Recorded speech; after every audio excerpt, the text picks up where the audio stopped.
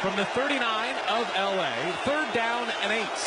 Rams on defense protected a touchdown lead. Darnold against the rush. Blitz coming. He's hit. Ball down. Scooped up. Firing up. Beard's got it. Jared Verse has it. Down the right sideline with blockers. 10-5. A leap in the end zone. The defensive rookie of the year with a scoop and score on Wild Card Weekend. And it's a Kella Witherspoon to jar it loose. Oh, our friends JB Long and MJD with the great call of the great Jared Verse. No one was catching him. I mean, what was his 40 time? My God, gets into the end zone for a scoop and score on a night when the Rams defense had Sam Darnold seeing ghosts. The Rams win 27-9 to cap Wild Card Weekend in a crazy game in Phoenix, Glendale, Arizona. I'm here back in Los Angeles. It's not as smoky as it was a couple nights ago, Nick Shook. And for that, we have a lot of thanks to give, and a lot of Rams fans around the Southland, around Los Angeles, and the ones who got up early this morning to take all those buses that were going from SoFi to bring them to Glendale are happy tonight, because it was over after that touchdown. It was a party for this Rams defense. What a night. Yeah, what a night indeed. What a night for Les Snead. He drafted Jared Verse. Braden Fisk making a play. That defensive front that he rebuilt after the departure of Aaron Donald coming through, in a defense that just played phenomenally and absolutely shut down the explosive Vikings and really made quite a statement with this win. That Verse fumble recovery and return for a touchdown, it made it, 17-3? It felt like the final blow right then and there, like they were never going to recover from that. That was how good of a game they played defensively, and what a resounding win for these Rams. Yeah, it was another rough one for Sam Darnold, and we'll get into that. But the defensive performance was amazing, and the way the Rams offense came out to start this game and set the tone with a touchdown drive, just like they did against the Vikings the first time around in SoFi, and then get another score to go up 2 scores, 10-0 in the blink of an eye. And Sam Darnold wasn't really ready for it, wasn't ready for that moment. And before we get into the whys of it all, I do think about everything that's happened this week here, and we've chronicled it on NFL Daily some. And I think about this Rams team who, 1 year after the pandemic, when people are just getting back to normal and you're just getting used to SoFi Stadium even being a thing that fans can go to, they go win a Super Bowl title and kind of stamp themselves, this city's football team in a way that I don't think they had been since they had returned from St. Louis. And fast forward to now, both them and the Chargers are in the playoffs this year, but they get affected. Their practice gets affected last week. They go to Glendale, and it's this season where they were 1-4, and they make it to the playoffs. And you don't know how many more years Stafford and McVay are going to have together. And this is actually their first win since that Super Bowl title. And I do think about NFL seasons. Not everyone can win the Super Bowl, and it's going to be disappointing whenever this Rams season ends for them, unless they win it. And yet, sometimes I do think one win can make it all worth it. And maybe that can be a regular season win, but usually it's a playoff win. And even if the road ends in Philadelphia, I really do think this is a win that Rams fans will treasure and remember forever, and Stafford will as well when they're thinking about it in 20 years, even if they don't go on that. Hey, we got another one a few years after that Super Bowl, and it was that week, and when we faced a lot of challenges, and we faced challenges that season, and it kind of showed what they were all about as this next generation of like Rams young players, go on. Yeah, they're going to be sitting around the Thanksgiving table or just the dinner table, or maybe a reunion of old teammates years from now, and think back to, remember that time we had to go out to Glendale because there were wildfires around and we couldn't practice and we couldn't play in our home stadium when we had earned the right to host a playoff game. You remember how the Cardinals organization bent over backward to make sure that it felt as close to home as it could be? They got the same color paint to paint the field that we would use and everything else. Remember all those fans who came out to Arizona to support us? And then we went out and played inspired football. That was the thing that really stood out to me from the opening drive. the Rams played with a purpose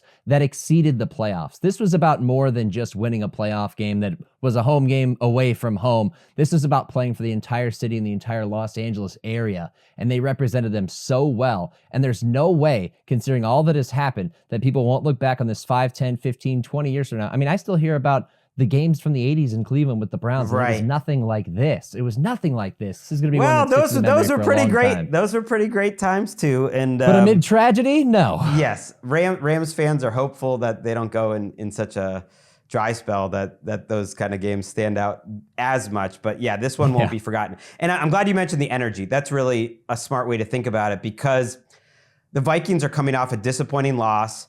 They had to play last week, Sunday Night Football. Rams got to rest their starters, and the Rams came out and just yanked this thing from them right away. First drive of the game, Vikings blitzed.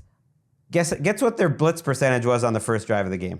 It was 100%. It was 100% every single play. And you know how many times they pressured Matthew Stafford? One time. And I just thought Stafford and McVay, the combination, it's like they knew what was coming, and he got rid of the ball so quickly. Puka with a huge gainer on the first play. Basically, every play was successful. Tyler Higbee had a bunch of them, and it was easy. And then you think about the first defensive drive. First play on defense, Byron Young, tackle for loss. Next play, Byron Young, sack, I believe, him and Kobe Turner. And then the third down play actually stands out to me, where Darnold just dumps it off to pick up like 7 or 8 yards on a 3rd and 15. And literally 5 guys tackled the ball carrier at the same time. And you're like, oh man, this team is swarming. And the second half, the offense didn't need to do much, and they didn't do much, but it didn't matter because the defense kept it going the whole time. Yeah, it was a phenomenal defensive game plan from the beginning. There was a comparison between man and zone coverage, and Darnold struggled significantly against man coverage. He didn't know where to go. The picture was complicated to him. He was hesitant, and they feasted on it. And what really stood out to me in the way that they got after him was the number of different guys that got involved. 8 different Rams contributed to either at least a half sack, if not more, over the course of this game. A number of different guys getting pressures, and 2 of those sacks came from defensive backs. The one on the strip sack that led to the Jared Verse fumble recovery and return for a touchdown, that was Akello Witherspoon coming off the edge, and he just realized, oh wait, Darnold's holding on to the ball. I'm here. Forget my assignment, maybe this tight end leaking out. I'm going after him. And he capitalized. They were playing with their hair on fire. They were playing with intent that, again, exceeded the limitations or the expectations of a playoff football game. That's just what was so impressive about this game. Yeah, let's listen to that first touchdown to Kyren Williams from Stafford. From a loaded set with Nakua the only receiver.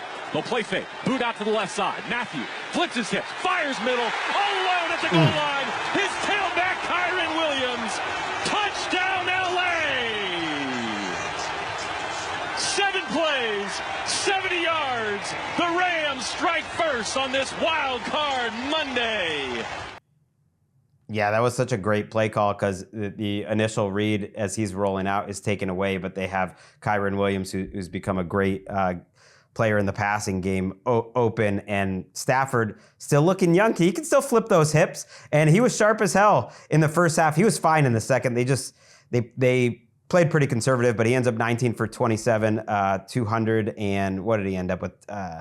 9 yards and a couple touchdowns, passer rating over 111. What did you think in general, I guess, of Stafford and the offensive performance? One section, and you could talk about this, to me that stood out was the last 2-minute drive after they got the ball late in the first half. We can say that it ended at 17-3, and yet it really felt over after that drive. Yeah, Stafford came into this game with only 1 passing touchdown since week 15. That was after a run where he posted a 10-0 touchdown interception ratio over the previous, I believe it was the last 3 or 4 games. People were worried about him. He was averaging 153 passing yards per game over those last 3 games coming into Monday night.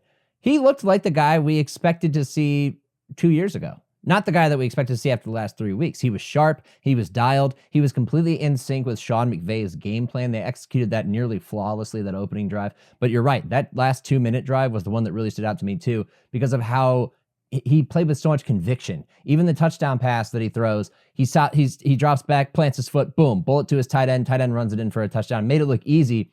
because this is a guy who's been there before and he still trusts his physical tools. And when the play design is working for him and he understands where to go, like even on that Kyron Williams throw, the flow is to the left. And yet he finds a way to throw it back toward the inside where Kyron finds the soft spot in the zone to score the touchdown. They were just completely in sync throughout that entire first half. And I thought that reminded me that, hey, a lot of people are ready to close the curtain on the Matt Stafford era in Los Angeles. Not so fast, okay? Right. He can still ball, and he played really well in this first half. I know. It would be really hard to replace him, and we'll see, because he has these highs. And sometimes the game does come down to the quarterbacks, and the difference tonight was so stark. And I think the end of the first half sequence really spells that out. KOC decides to go for it on 4th and 2 at the 50 with a couple minutes left to go. Actually, it was 1:32 left to go in the first half. Now, earlier in the first half, he decided to take a field goal on a 4th and 2 inside the red zone. I didn't hate that decision at the time because it just didn't feel like the Vikings were executing well enough to have confidence that they're going to make the 4th and 2, that Darnold would take a sack or something. But he decides to roll the dice a little bit at the 50, kind of call his shot right there, where if we don't pick this up, we're going to go down 3 scores, but let's show some confidence in Darnold. And what does he do? He holds on to the ball for like 6 seconds, and he takes an 11-yard sack. And then Stafford gets the ball. It takes a few plays to get going, but he hits Puka on a play that probably ended with about 35 seconds to go. And I'm thinking they're going to take a timeout there. And they don't. And they decide not to. And it was really a veteran move. First of all, they had enough time to run a handful of plays left. But more than anything, with the way Flores runs defense, they're a good hurry-up offense, and they can mix in tempo really well. And they did that tonight, especially earlier in the game. And they hurry up on the ball, and they snap it quick, like before ESPN gets out of their replay, basically. And he's got a wide open Davis Allen, their rookie tight or second-year tight end, over the middle. Shout out to Jordan Rodriguez, cashing in her Davis Allen stock at the last moment. Good job by her. He gets the touchdown. And that's veteran game management versus Sam Darnold, who had no game management tonight. Yeah, and I actually thought that signs of this being a potential outcome showed up in that Lions game. I don't think that Lions game was an anomaly and just like a one-off. You could kind of find clues that this could be an issue for them. My biggest issue with them in that game was the fact that when they had a down and distance situation where you needed to get 5 to 8 yards, you treat a 3rd and relatively long with 2 plays because you know you're going to go for it on 4th down. They're not running anything short for him. And that has been my big issue with their offense for a lot of this season. Is now Sam has stepped up in a lot of these moments and ripped a pass down the seam, through 3 defenders for a big first down in some of these games they've won. But last week, I saw him not able to do that because they're playing better defenses, because the pressure is on. And the same thing was true again in that scenario, which leads to them. It's 4th and 2, and you take such a long sack, you give the Rams great field position, and they capitalize. And that was a big concerning sign for me with them going into this game. And unfortunately for the Vikings, it proved to carry over and be true again. Yeah, you hit the nail on the head. I think it's more that Darnold doesn't take the options or make the quick decisions. Yeah, that could be very true too. To get to the check down. But I think you're absolutely right that they don't build in enough for him. Jordan Rodriguez, who I just mentioned, was at the game and said the exact same thing, that they need to build in more short stuff for Sam, and it's not there. But the sacks that he took, and he took 9 of them, took me a long time to get to this, added up to the most sack yards in a game, 82, in the history of the NFL playoffs. Oh, it's the most sack yardage in any game in the NFL for a decade. Cam Newton took more sack yardage in a game in a November game a decade ago, but the most sack yards ever. Here are the sack yardages, because like a lot of times you take like a 3-4 yard sack, or you get up 10, 7, 12, 8, 7, 11, 13, 8, 9 to close out the game there. And those are massive sacks. One of those double-digit sack numbers came in the second half when they had a 3rd and 8 in field goal range in theory, but really they needed to just get touchdowns. They were down, I think, 3 scores at the time, 19 points or something. and he took, I think, that 13-yard sack, and they decided to punt on 4th and 21, which to me was a surrender punt. I know you don't want to punt there, but the game is over if you punt it. So the fourth quarter was very strange to me, but I think KOC was so exasperated by Darnold taking the sack there after he held it for like 6 seconds. The Rams only had 5 quick pressures all night. None of their defenders had more than 1 quick pressure. So more of these sacks than not were on the delayed blitzes, which they did a great job doing, that confused them, and Darnold just holding on to the ball and freezing a little bit. Let's listen to Kevin O'Connell talking to Darnold about Darnold after the game. The other phase of it for Sam is acknowledging the things that made him a winning quarterback this year and the consistency at the times he had it throughout the year and what that meant for our team, because I think that can stay with him moving forward as he goes back to work. Proud of him, proud of really everybody in that locker room, but Sam and the journey him and I went on this year will always be something that's a special place in my heart for sure.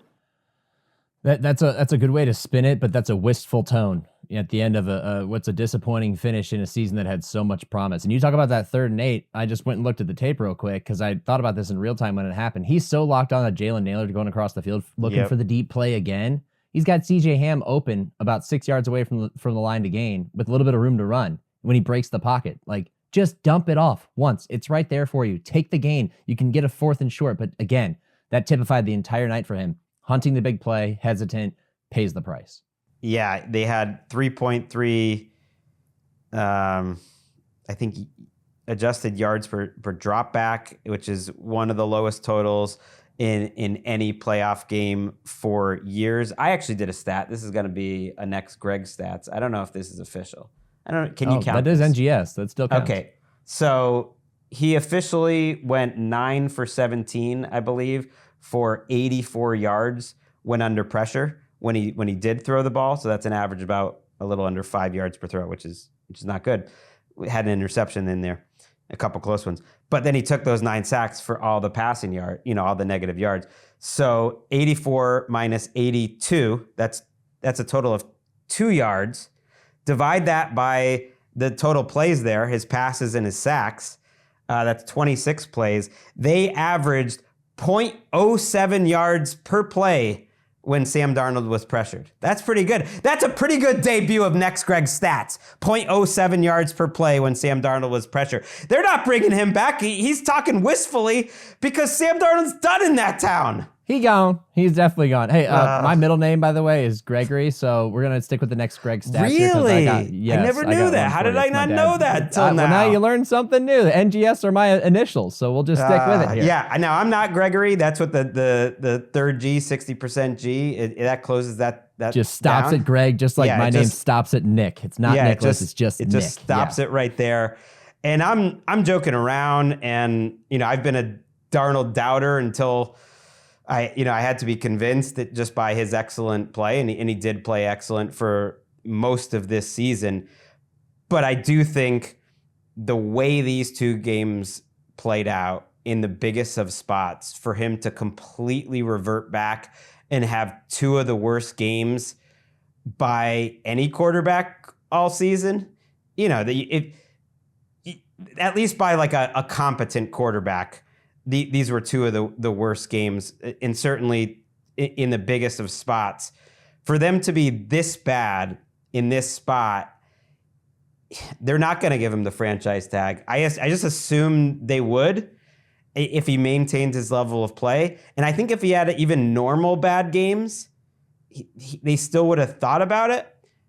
But I don't think they're going to do it now. I actually do think there's a chance he returns to Minnesota, if only because a 2-year, let's say $30 million contract from Minnesota to be a 1B, basically a backup plus until JJ is healthy, might be the best offer he gets. I just don't know. Maybe he will get a better offer elsewhere, and maybe he's comfortable with that. He's going to have a really difficult decision, but but he cost himself a lot of money, obviously. Yeah, these last 2 games were damning evidence in the case against paying him relatively significantly. He's not getting a Daniel Jones contract, and even that contract, as we know now, was bad. All right, so this is a guy in Sam Darnold who notoriously held onto the ball a long time to significant success this season, right? So he averaged 3.08 seconds per dropback this season. It was the 3rd longest time to throw on average in the NFL behind Lamar Jackson and Jalen Hurts, 2 very different quarterbacks from him, right? Yep. Could you guess off the top of your head what his average time to throw was tonight? It had to be, well, does that count sacks? I don't even know. Or is it before you 50 throw it? dropbacks. I'll just guess 4 just to give a big fat. 3.21, which is still significantly higher than 3.08. That would have been the longest, I believe, in the league. Yeah, but here's the thing. If you counted the sack numbers, which you don't, because it's average time to throw. I mean, wake up, Greg. It's literally in the title of that stat. So, of course, that doesn't count. But I don't know how it ended up, but our friend Bill Smith at our research department pointed out with the 6 first half sacks, which broke a record in terms of first half playoff sacks, no surprise, none were under 3.2 seconds. None. And 4 of the 6 were over 4 seconds. And I can think in my head at least of 2 of the sacks in the second half that were over 4 seconds too. So that's just holding it forever. And you could hear the frustration dripping in Troy Aikman's voice that these really were more on the quarterback. Yes, they lost Brian O'Neill about halfway through this game, but there was one play where he took the sack and Troy Aikman was like, he's got a clean pocket in front of him. Just step up. And that's it. It's the not being aware of pressure. And it's maybe the reason why I've always been so down on Darnold, maybe even more than the numbers would say, is because that's my number one trait is your feel versus pressure. And it's probably why I've overrated a couple quarterbacks over the years. Because to me, I think that's what I want in a quarterback. And he doesn't have that. And we don't need to spend the whole podcast on Sam Darnold. We'll talk about him in the offseason, but you do feel for him. He made it to QB Island, but I don't know, man. We might have to call an emergency meeting or something here. Yeah, I think he's getting voted off if the complicated process allows for that to happen. I actually caught a brief glimpse of the Manning cast during this game because I'm like, what did Eli and Peyton think about Darnold's performance so far? They were just groaning. He threw a ball to, I think it was Addison, who came back to the ball and made a catch between 2 defenders. And Eli was just like, wait till they show the receiver when he gets rid of the ball. He's not open at all. And somehow he makes the play. Like they were just absolutely dismayed at the performance. Understandably so. Rough ending to what was a nice year for him. Yeah, that's the thing too. The last couple of weeks, he let his mental issues get in the way of the throws that he made, even when there wasn't any pressure. Like he dirted a couple screen passes. ESPN actually tracks a stat, ESPN Stats and Info, of off-target passes, and his Lions game, he set his season high, and it was one of the highest by like any quarterback all season. And this game was the second highest. So it wasn't just that he was, taking these sacks. He was missing some throws that were there. Man, okay, enough about Darnold. That's a downer. There's a lot of fun in this game. One of the fun things was actually Paul Allen's call of one of the biggest plays in this game. It was early. It was 10-3 Rams. And for a second, it looked like it was 10-10 because there was a sack, fumble, touchdown for the Vikings. We're actually going to take a quick break, but on the other side of the break, we'll start with that call by Paul Allen, who obviously did not love how it all finished up.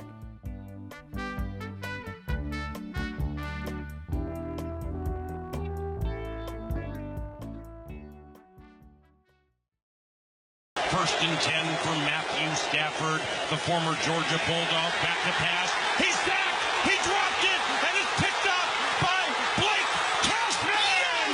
Cash money in the playoffs. It's a 23-yard scoop and score. Now, the Rams offense is staying on the field. I don't know if they're going to rule this an incomplete or... Ain't no incomplete. No, that's way. a fumble. The ruling on the field is a fumble recovered by the defense. touchdown. Yeah, there we go. That was a complete breakdown on their offense. Number 17 was in the area. Therefore, it is an incomplete pass. How's that a pass? Are you kidding me? He didn't even have his head Reset the game clock to 14-14, please. Wow.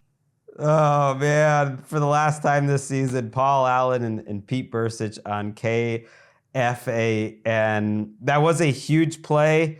I guess a heads-up play by Matthew Stafford, even though his head was down. I mean, from the original angle, you thought no way was that a pass. But then when you saw the replay, I actually think it was the right call, but just not a smart move by Stafford. It shouldn't have been an intentional grounding, so it wasn't the right call. They should have called intentional grounding, but it was not a fumble.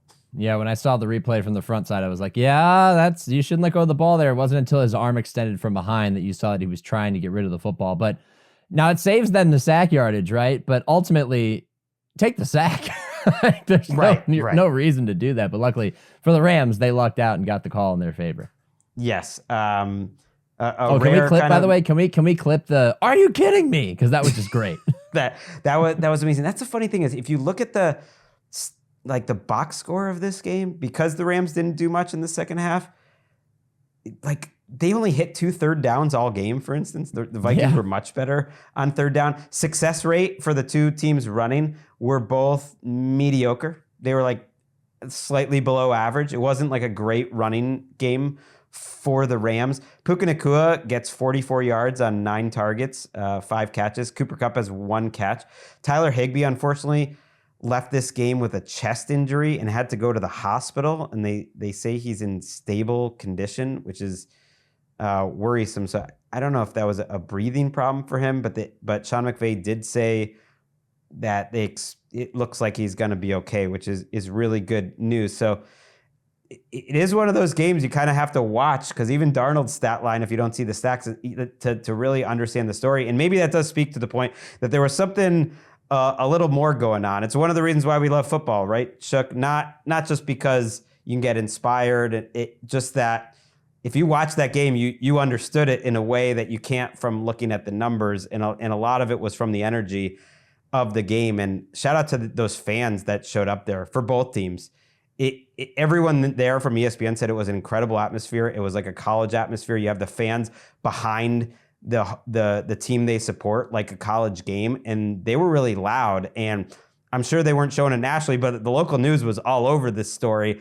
And they had I don't know how many buses it was, but it was a ton of buses. They showed the lines of people that were there at SoFi taking the buses, all in Rams gear that the Staffords and the Rams paid for, and they left before dawn. It was dark out at that point. And so they showed up in big ways. And the Vikings, who travel so well and had such a great season, you feel for them, they showed up big time too for what was ultimately a funeral. But a cool, a memorable atmosphere, making the best of a bad situation, Nick.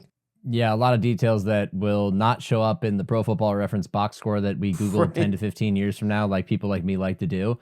But those who watched it will remember, and those who access the replay, which you can find on NFL Plus, will go back and revel in the uniqueness of this game, which went in technically the home team's favor as they advanced to Philadelphia. Yeah, and good job by the Rams back 7. Anytime you hold an opponent in single digits, which I believe they've now done, is that for a month straight? When was the last time the Rams defense gave up a big point total? Their starters. The 49ers, they beat 12-6. The Bills game. The Jets, they beat 19-9. The Cardinals, they beat 13-9. And then this game, they win 27-9. That's incredible. I know the backups, gave up 30 to the Seahawks, but I'm not counting that game. So it was the Bills game, and that's amazing. Chris Shula getting it done with those delayed pressures. The secondary with guys you haven't heard about. Kobe Durant had a sack. Killer Weatherspoon has played well. There's been injuries, and yes, that 4-man front versus special. Once O'Neal went out, especially versus he had a good time with their backup. And so it was a real team victory for the Rams. Let's actually listen after the game to Kobe Turner This is two people, and you won't hear Bridget here, but two people that have been a big part of NFL Daily. Bridget Condon, a regular guest, interviewing Kobe Turner, who got the NFL Daily bump as a guest back in training camp. We had the city on our back this week, and I'm glad we were able to go out and pick up a dub. McVay's been talking to us all week about the fact that we're built for this. Everything that we've gone through from this season up till now has prepared us for this exact moment, prepared us to go take victory like we just did. And so the next journey is on the way. We head up to Philly, and we're excited for that too as well. But we're built for this, man. All the trials, all the tribulations, all the ups and downs. We've weathered the storm. You figure out the true testament of a team, how they react in a storm. And we started in the storm, and now we're up here. So I'm just excited to keep going with these guys. Kobe Turner, storm. Right, spitting bars. We started in the storm. Eric Roberts behind the glass doing a great job all week, all season. Tells me there was 30 buses. I was going to say, it seemed like they were lined up. So that was a big crew that took the ride, and that's a 6-hour bus ride. And I think they must have got there very early because they were leaving. I don't know why they were getting there that early, but I guess you got to make sure. As somebody who has moved to LA, back to Ohio, to LA, and back to Ohio, and done the drive across the country 4 times, usually when you get to Arizona, you're like, all right, now here's the home stretch. But it's still pretty long. You get stuck out near Barstow at night, and you're like, where am I? They rode those buses as the sun was rising to come watch this team play for them. Yeah, it's badass. And Sean McVay, going to be proud after the game. This is, like I mentioned, first win since the Super Bowl, which I think he's going to feel really good. They obviously made the playoffs last year and lost a really close game to a good team, the Lions. Nothing to be ashamed of there, but big to get a playoff win. In 4 of his 8 seasons, Shook, he has won a playoff game. In 6 of his 8 seasons, they've made the playoffs. He very evenly distributes everything. In 2 of those seasons, he went to the Super Bowl. In 1 of those seasons, he won the Super Bowl. It's like he's almost mathematically doing what you would expect every time he makes the playoffs. Like he's done every little bit of it. And a lot of love for KOC and Dan Campbell and all these coaches. And McVay didn't get a lot of love for Coach of the Year this year, but there aren't many guys you would rather want, I think, running your organization. Which of us had him on the top 5 of the ladder? Was it me? Good job. Was it me? Oh, I'm glad neither of us. Did you have Kevin O'Connell first after week 8? We did after week 17, I believe. So you were stuck in a tough spot. Yeah, it was a weird spot at the time. Look, this Rams team started 1-4. They're now 10-3 in their last 13. All those games have come after their bye. That's a hell of a job by Sean. And one of them they didn't try to win. So yeah, and they almost did win with Jimmy Garoppolo. So exactly. There it is. And you know what? I had this theory that they wanted this matchup. They wanted the Vikings. It was just a theory I had because they were trying to lose that game when they could have tried to play against the Commanders, and it was a familiar opponent. They got it done a lot. To think about for the Vikings. I'm going to talk about the Vikings a little more on our next show. Ollie Connolly is going to join me, and we're going to kind of spin around a lot of the coaching situations, the GM situations, just the other teams that aren't in the playoffs. And I do want to talk about the Vikings because I think there's some interesting things going on with their front office and Darnold and kind of what's going to happen next for them. Obviously, KOC has nothing to worry about, one of the best coaches in the league, even if a disappointing ending. They are the first team, by the way, since the champion Patriots, I think in 14, to only lose to 2 teams in a season. They only lost to the Rams and the Lions this season. They went 0-4 against the Lions and the Rams this season. They're also the first team that won 14 games in a season to end with back-to-back losses. And those back-to-back losses were by a combined 40 points. They weren't close. It's just a weird way to end, but I don't think it eliminates everything, but it maybe simplifies how they view their team, that maybe they still are a little further away than the record showed. Yeah, I feel like they overachieved this year, considering where we thought they were when we analyzed their roster going into the season. We also didn't think Sam Darnold was going to have this type of season. Nobody did. We thought J.J. McCarthy was going to be the quarterback of this team, and he wasn't. But I am curious. I don't know if Minnesota's is as tough on their coaches as some other markets, looking at you, Pittsburgh, with Kevin O'Connell, because he's now 0-2 in playoff games in which were expecting. They will, because there's a crazy, segment of the fan base that gets mad at the coach. Oh, no burn it all down after every playoff loss. Yeah. But give me a break. I mean, I agree. I'm curious though with what he got out of this team. All right, let's switch gears before we go for the night. We often do a big news rundown. We're not going to do that today. But we did get one big item that I do want to talk about that I don't want to save for our next show. And that's Mike McCarthy no longer being the coach of the Dallas Cowboys. How would you word it, Nick Shook? Because one thing you can't say about Jerry Jones is that he fires his coaches. He doesn't do that. He just lets their contract run out and then lets them twist in the wind. So if you're writing the article, how do you even phrase this conscious uncoupling?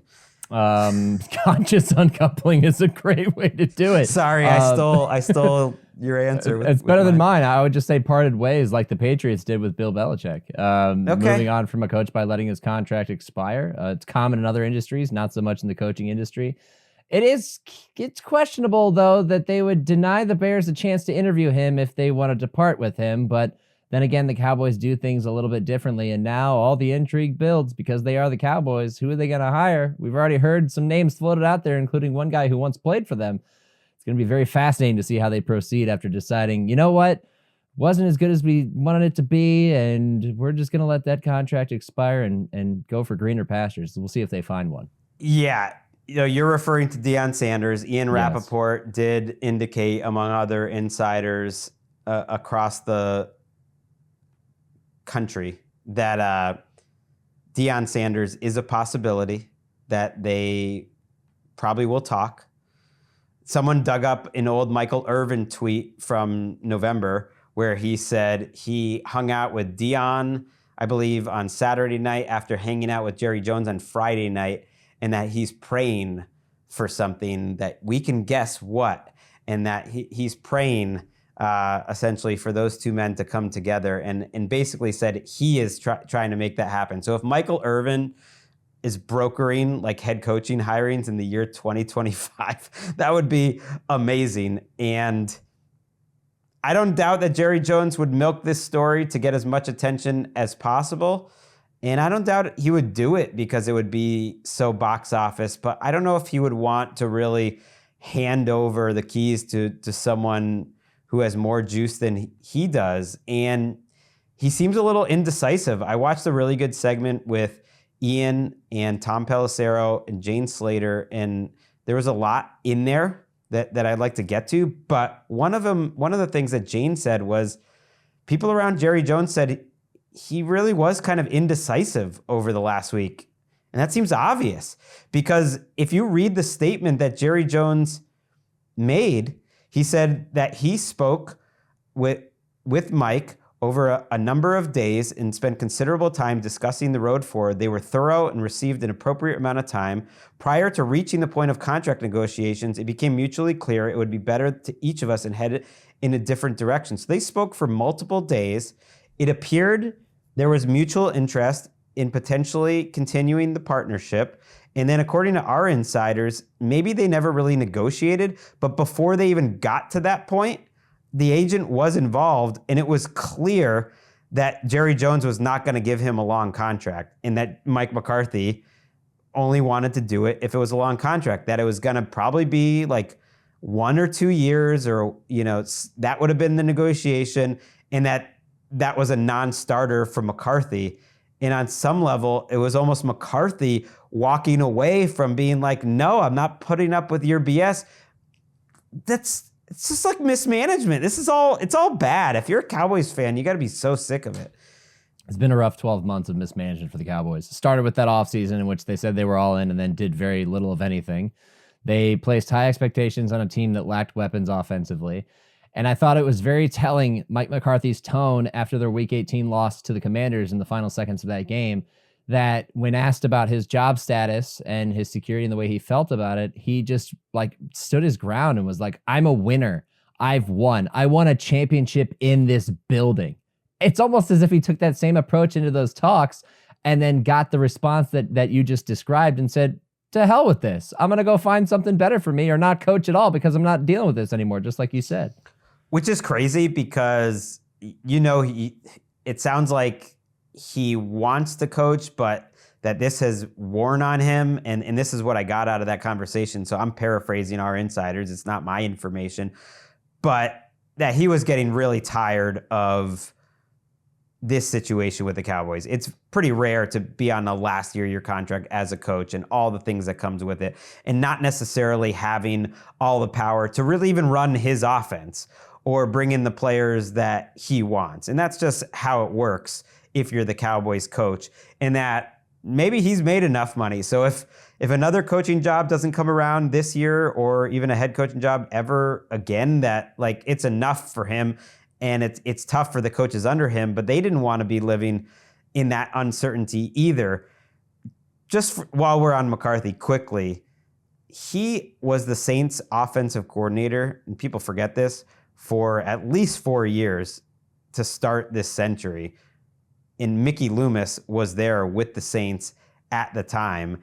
And all three of those insiders pointed out that they have a close relationship and that there really could be a connection there. And Loomis could see McCarthy kind of as a guy that helps him out if his job is at all, hey, I can still get a winning coach like this to come on board. And McCarthy might look at it as a situation where he'd have a lot of power relatively for a head coach. And it's just something to keep an eye on. He also is going to interview with the Chicago Bears. So he has two interviews. Okay. He's a wanted man, Mike McCarthy. He is a winner, I guess. You got to think about situation, and you think about motivation. And if he wants to go to a place where he is familiar with the person in charge of personnel, then it's the Saints. And a place where he feels like he can have considerable power over roster decisions and everything else, it's New Orleans Saints. But he would also be walking into a team that doesn't have a long-term answer at quarterback and lacks weapons outside, especially if they lose a guy like they did in Chris Olave this season. So what would you rather choose, that or a young team with a young quarterback and with some weapons at receiver of varying ages, but in need of serious direction and a GM that you would have to get to know in Ryan Poles? There are two very different situations, but if he wants to coach again, we'll see. Maybe you'd rather have a quarterback. You'd rather have a quarterback to mold. Of course, it's Caleb Williams. The difference with that job is they've interviewed everyone. I mean, they're interviewing like the Iowa State head coach. Like he might not really have much reason to believe that he would be a favorite or one of the favorites in Chicago. Maybe he would be, but there's not any particular reason. Whereas in New Orleans, he might walk in as the favorite to get that job if they could figure it out. Who knows? But this Cowboy situation means they missed an opportunity to interview Mike Vrabel, for instance, or Ben Johnson, or anyone that had the bye. So I guess that would have been Spagnuolo. Wouldn't have been that many different people. But like there are costs, and if you end up hiring your coach really late in the cycle, you have a harder time filling out that staff. I think it's one of the reasons why Vrabel wanted to get going quickly. I have some thoughts on his press conference too, but we'll save those. We'll save those for Monday, for Tuesday's show that will come out actually Wednesday morning with Ollie Connolly. We don't want this to get too long. It's a night of celebration, Nick. I guess that's enough about the Cowboys, but just weird times for the Dallas Cowboys. What a night. What a weird week. It's been a tough week. My kids are going back to school though tomorrow. How about that? That's awesome. A return to normalcy and a great podcast to look forward to tomorrow for those of you who listen to NFL Daily, because no thoughts on the Patriots are as valuable as Gregg Rosenthal when he comes away from a Mike Vrabel introductory presser. I promise. No. It was fine. He seemed a little tired, but it was fine. You've seen some things. We all have, including Sean McVay putting it to Brian Flores early in that first half. And that offensive line was beleaguered and injured, getting healthy and getting it done.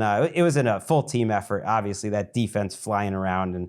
And yes, they made my wife and my daughter, who are Rams fans, very happy tonight. And yes, it's been a long week. We're keeping an eye out on this wind event that is starting. Apparently, it's going to pick up in the morning. The fires are mostly out near us. The smoke cloud is basically gone, but everyone's keeping an eye on this wind event for the next 36 hours or so. And so we're crossing our fingers and hope everything doesn't get worse here, and we can keep getting better, and the Red Cross has helped us to do that. And yes, we've been heartbroken by the destruction from these wildfires across the entire LA region. So families affected by these fires, they do urgently need support. You can help the American Red Cross respond to and help people recover from these disasters. Donate today to support relief efforts by going to redcross.org/NFL. Nick, this is our last Monday night of the year. I'm glad we had this playoff game to go out in style. It would have been sad if the last Monday night game of the year that we did was Packers 34, Saints 0. Was that the one? The last? Yeah, one? we did that a few weeks ago.